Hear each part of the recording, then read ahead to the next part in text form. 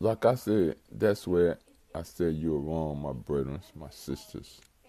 Because, see, you have to know that it doesn't matter when God comes in your life. See, that's where you have to be patient. See, dealing with God, the Creator, you have to understand something. Like, I want your perception to change in how you see God, the Creator. You know what I'm saying? God is Creator. What it means to be Creator is He could do whatever He wants. He's a God of the impossible. He makes the impossible possible. That means when somebody's able to make the impossible possible, that means that He could do whatever He wants. You know, and people always try to use money, car, clothes to justify themselves as doing good. See, you gotta understand, bro. There are a lot of people out here that have money, car, clothes that are not happy. Do you understand? Bro, it's a true saying, and people know that money cannot buy happiness. It doesn't matter how much money you have, you cannot buy happiness. You know what I'm saying? The spirit, bro. I'm not saying money is a bad thing. I'm not saying don't have money, cause, bro, you are supposed to be fruitful and you're supposed to be successful. Or just because you did not become successful or you're going through a hard time doesn't mean God doesn't love you. It just means that you probably haven't stepped up your grind or your hustle game. You know what I'm saying? Or you just sitting around want people to give you stuff. Man, you feel me? Because God only help those that help themselves. So you have to put in the effort. That's why I say works without faith are dead. So you have to do things to help you get to the next level. Like say, if you're broke and you don't have money, you don't have a job, and you praying for a job, nigga, go out there and fill out application. Yes, it's gonna take a minute, a long time, but keep doing it and keep doing it. Stay consistent. One day, one day, job gonna hire you because that's how it goes.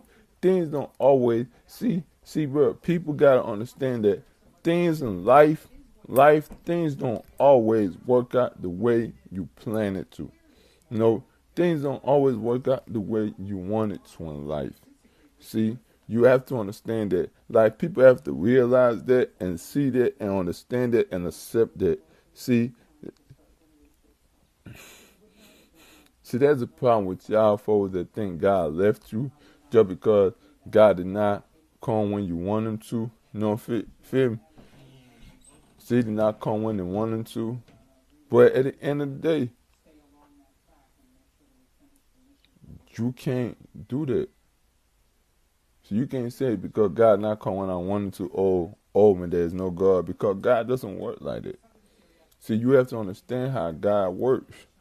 You know? See, God doesn't work like that. See, God works on his own time. He knows. See, you have to understand when I say creator, he created you. That means he knows what's good for your life. He knows what you need to take you to the next level.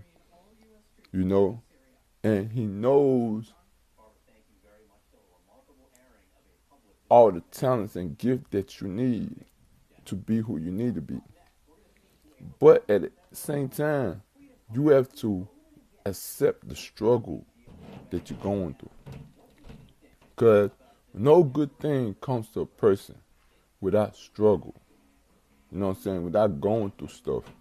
Like, just because you might be going through poverty or going through stuff right now or sitting in stuff right now, you have to go through it and pray on God and hope on God. Sometimes you might not get what you want to, but sometimes you get what you want to. But it's not when you get it that's important. It's how you get it. See, like, okay, for example, everybody want money. Like, everybody want money. You know what I'm saying? And some people sell their soul because they don't have money. You feel me? Just to have money. That's what I said. It's not when you get it that's important. It's how you get it. You feel me? Because just because you want money and you might be talented, God might have a whole different game plan for you. See, you feel me? But God might have a whole different game plan for you. But we as human beings, we always get jealous of other people's lives and want to live their life and want what they have for our lives.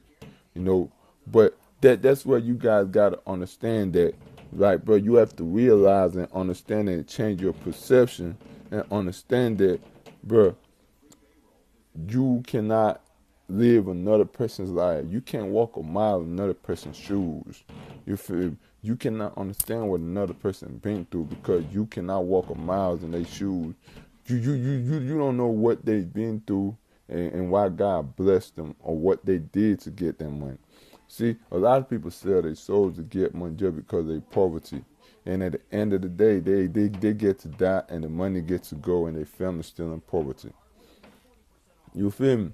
But how you get the money and then you can have work, be patient, stay through your storm, go through your suffering, go through your struggle. You know what I'm saying? But yeah, you have to be patient. You feel me? You have to be patient.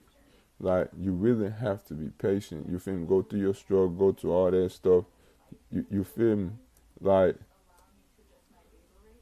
go to all that stuff. Go through all that stuff. You feel me? God will bless you. But when you are impatient and you don't want to go through the storms, you feel me? Like, God is not going to bless you. Like, how is God going to bless you when you don't want to go through the storm? Huh? How is God going to bless you when you're not being equipped? And then sometimes people don't understand that sometimes when you're going through storms, God is preparing you for a better. See, God is preparing you for a better. See, that's why he said in James 1, the book of James chapter 1, he said, James, the servant of God, and in the Lord Emmanuel Christ, to the 12 tribes scattered among the nations, greetings. It said, verse 2, consider it pure joy. It said, yeah, you're going through stuff. Yeah, you're going through turmoil. Yeah, you don't have money. You don't have all these things. But consider it all joy. Because why? See, people cannot see what I mean by what it means by consider it all joy. You know what I'm saying? It says, consider it pure joy, my brothers and sisters, whenever you face trials of many kinds, because you know that the testing of your faith produces perseverance.